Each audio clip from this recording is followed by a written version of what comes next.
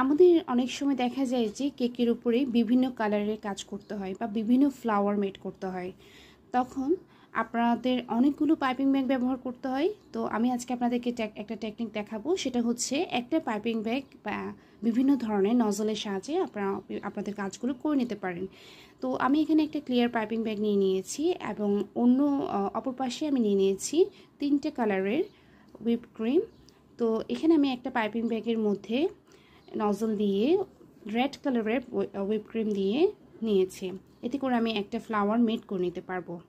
এখন আমাদের যদি এই কালারের কাজটা শেষ হয়ে যায় এবং অন্য কালারের ব্যবহার করতে হয়, তখন আমরা চাইলে সেখানে নজলটাও চেঞ্জ করে ক্লিয়ার পাইপিং ব্যাগের ভিতরে অন্য কালারটা দিয়ে কাজটা করে নিতে পারবো।